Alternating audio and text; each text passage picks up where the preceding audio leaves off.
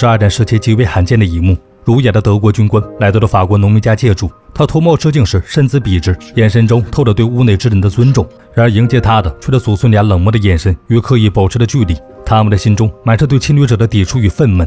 即便面对眼前这个看似温和的军官，也不愿放下心中的芥蒂。借宿这个事情本身也是不容抗拒的。白天，德国军官的父亲便毫不讲理地冲进了简妮的家中，一眼就相中了他父母的房间。简妮的父母都是因为战争而亡，尽管去世已有多年，但简妮每天都会打扫父母的房间，并插那一捧刚摘的鲜花，仿佛父母从未离开过一样。如今他唯一的精神寄托也要被侵略者破坏，简妮面对这样的安排，却也只能忍气吞声。他能做的唯一反抗，便是趁着士兵们往房间里搬运行李时，将鲜花和父母的合照拿走。这个冬天来的似乎比往年更早一些，战争带来心灵上的寒冷，也更让人们感到无助与绝望。前面坐在火炉旁，简妮冷得忍不住搓手，祖父便建议他为自己弹奏一曲，顺便暖暖身子。于是简妮弹奏了巴赫的《哥德堡变奏曲》，整体曲风深沉而内敛，恰似简妮在这动荡乱世中坚守的内心孤岛，默默宣泄着无法言说的抵抗情愫。德国的上尉威尔纳抵达住处，他听着曲子不知不觉入了迷，但当威尔纳刚在门口站定，琴声便戛然而止。在这一方小小的空间中，威尔纳彬彬有礼的自我介绍，与祖孙俩的冷漠做了对抗。Je suis désolé. Ma présence ici, naturellement nécessaire. J'aurais évité si cela était possible. 威尔纳表达了歉意后，后知后觉地摘下了帽子，请求了祖孙俩为自己带路。简妮迅速起身，不情愿地带着威尔纳来到了父母曾住过的房间。威尔纳环视了一圈，由衷地对环境进行了夸赞，简妮却只留下了一个冷漠的背影。即便清楚自己并不受待见，威尔纳仍旧保持着应有的风度，接到面后会立正行礼，晚上回家也会道声晚安。他还考虑到又变天了，这里可能会很晚回来，便主动提议祖孙俩将大门关上，这里可以从小门通过。所以威尔纳回到了自己的房间，当祖父欢呼可以不用给敌人留门时，简妮却下意识地否决了这个想法。一段时间的相处后，他内心的天平已经在不知不觉间开始倾斜。这天，简妮如往常般前往固定点领取日常口粮。如今法国作为殖民地，民众的所有的粮食都被德军控制着，普通民众只能排队手令领取。当简妮领完食物后，却发现原本锁好的自行车竟在自己眼皮底下被人顺走了。无奈之下，简妮只好认命地走回了家中。遥远的路程令他的双脚磨出血泡，腿脚不便的祖父只能心疼地注视着简妮。随着门外的停车声响起，这也意味着威尔纳即将踏入家门。简妮快速地坐到了壁炉旁，等待着威尔纳前来打招呼。随着对方的声音打破了平静，简妮不动声色地用翻书页的动作做出了回应。威尔纳显然注意到了这一点变化，于是他主动走进客厅，对着两人说了几句话。J'ai toujours aimé la France.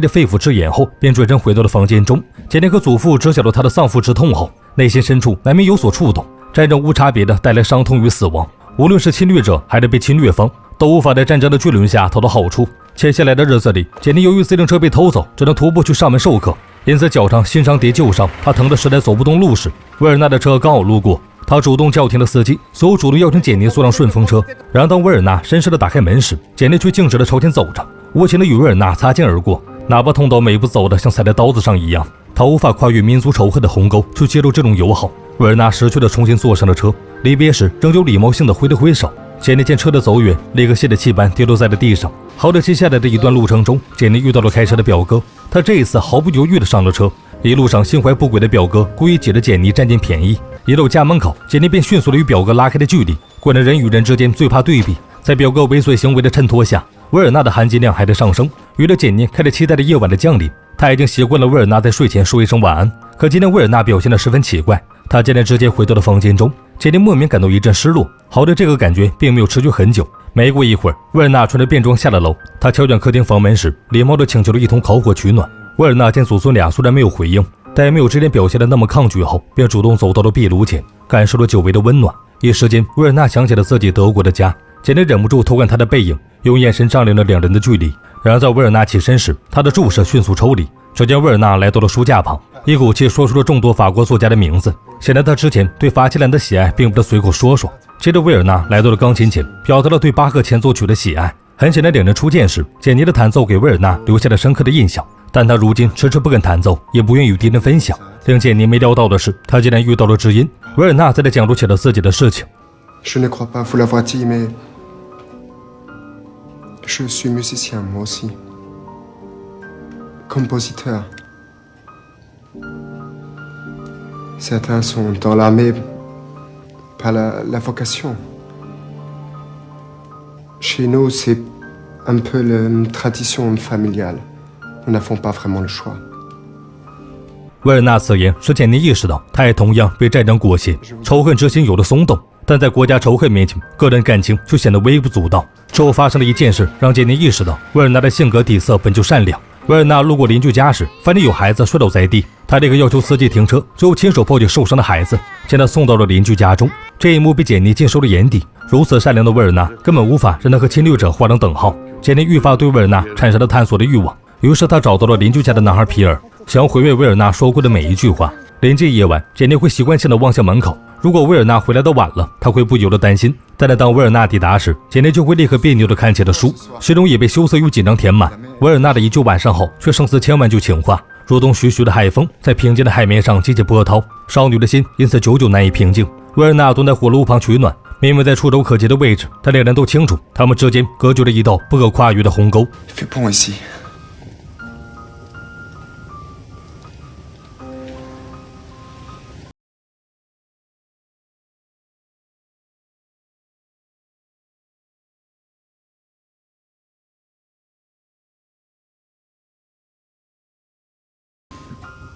Dans la mer,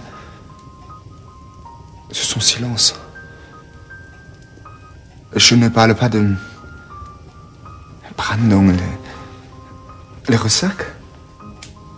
Enfin, je parle de ce qui est caché, de ce qu'on devine. La mer est silencieuse.Mais il faut savoir l'écouter.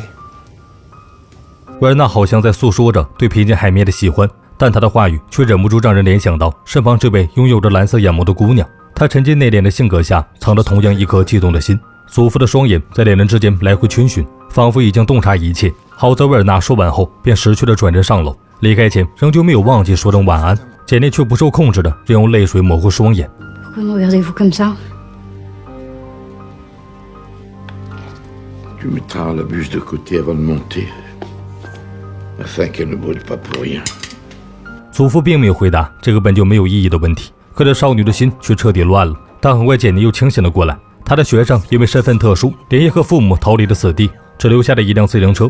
简妮在学生邻居的劝说下骑走了那辆车子，一路上她任由泪水打湿脸庞，少女懵懂的心如同海边的泡影，即便在阳光下短暂的闪耀着绚丽光彩，可转眼间就会破碎消散，归于虚无。简妮回到家中时，祖父正在和表哥侃侃而谈，显然对他感到十分满意。即便表哥今天穿得人模狗样，但是简妮却深知他的恶劣。简妮回到房间，擦去一身的狼狈，她透过镜子看到了曼棉的少女身躯，这才意识到自己已经长大了。于是简妮换上了母亲当年穿过的裙子，欣喜地和祖父分享时，祖父却忍不住有些担心起简妮。突然注意外表的他已经难掩少女心事。今天是1年1度的圣诞节，祖父按照惯例会去参加弥撒聚会，简妮却拒绝了陪同。好在祖父并未拆穿她的小心思，在这个特殊的节日，简妮愿意放弃一切，只想放纵一次。精心打扮的她终于等来了她的绅士。简妮故作淡定地坐在椅子上，面朝壁炉，甚至不敢抬头看一眼，生怕与维尔纳的目光交汇会泄露自己内心的情感，使两人陷入更加复杂难辨的境地。维尔纳坐到了钢琴前，弹奏了初见时简妮曾经弹过的巴赫前奏曲。尽管没有言语，两人却能感受到彼此灵魂的共鸣。这种共鸣跨越了立场的障碍，让他们在精神层面有了更深层次的连接，使他们之间微妙的感情进一步发展。可是简妮始终没有勇气回头。维尔纳看着少女白皙的后颈，有点情难自禁的想要靠近简妮，但在他们身处战争背景下，分属对立的阵营，国仇家恨的大环境如一道坚固的屏障横在两人之间。维尔纳清楚地意识到自己不能肆意妄为，理智不断地拉扯着维尔纳，最终冲动抬起的手却又被无奈地放下。一句圣诞祝福后，维尔纳选择转身离开，把那份冲动和情感再次压抑回心底，与那把简妮为他预留的椅子擦身而过。确认对方彻底离开后，简妮做了一个疯狂的举动，她来到了维尔纳的房间，拿起对方的围巾，贪婪地感受着上面残留的余温。随后简妮看见了维尔纳被拆开的家信，她忍不住好奇地打开查看，想要更加了解维尔纳的信息，拉近彼此的距离。随后简妮直接躺在了对方睡过的床榻之上，被专属于维尔纳的味道包裹，主动躺在了他的怀抱之中。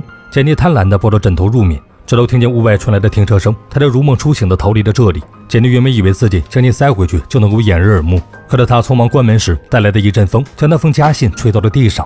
维尔纳回到房间，捡起了掉在地上的信件，也意识到少女出格的行为，他的心还已再次波涛汹涌。于是第二天，维尔纳主动找到了简妮，只想要确认一件事情。简妮打完雨后，发现维尔纳高大的身躯站在桥头，他一脸紧张地握着拳，定定地看着简妮，右手的大拇指也下意识地搓着手，仿佛是一个心虚的孩子。简妮有些惊呆了，平日里爱答不理的冷傲表情也浮现出了一丝困惑。他故作镇定地走过去，维尔纳立刻绅士地侧身让开。当他以为自己用精湛的演技蒙混过关时，却不能将自己刚刚捕捞的鱼打翻在地。维尔纳见状，立刻脱下手套帮忙捡了起来，两只手交错的捡鱼，分明离得那么近，却又完美的错过了每一次的触碰。两人眼神交汇时，维尔纳确实看到了简妮的冷漠。莫测的女孩绝情的背影离开时，他才意识到这一切只是自己的幻想。实际上，简妮只是落荒而逃，他只能用冷漠的掩饰那快要跳出胸膛的心脏。简妮回到家时，却被蹲守在此地的表哥拦住，对方想要邀请简妮参加舞会，却再次遭到了无情的拒绝，他因此丧失了所有的耐心。于是表哥只得用强硬手段想要逼迫简妮就范。由于男女力量悬殊，受着愚人的简妮只能痛苦地挣扎着。赶来的维尔纳听到了屋内发出的惨叫声，立刻快步地推开了门，终止了这场闹剧。他心疼地望着简妮恐慌的模样，却只是沉默地与之擦肩而过。赶到家的祖父发现气氛微妙，想要询问发生了什么事，简妮却不愿再的提及。换了便服后的维尔纳却难抑制内心的澎湃，于是他想要单独找到简妮说明心意，但是还未来得及说出口的话，却被推门而入的祖父打断。这天简妮外出时，突然发现经常出入邻居家的男人被德军逮捕，于是简妮主动来到邻居家报信。她早已经察觉到邻居保卫国家的秘密行为，一旦她将一盆天竺葵放在窗台时，就不准儿子回家打扰大人们的谈话。但在这次盟友被抓，邻居势必为了组织做出一些大动作。没过多久，维尔纳将自己准备带2个好友在外面小房子住下的事情对祖孙俩进行了报备。从维尔纳高兴的神情来看，他和即将到来的人一定交易匪浅。然而3人第一天夜里就因为侵略者和胜利者的争议吵了起来。朋友们认为德国是战胜国，就该碾压作为失败者的法国，但是维尔纳并不赞同，他始终强调了自己是侵略者的身份，并想试图维护法国人民的尊严。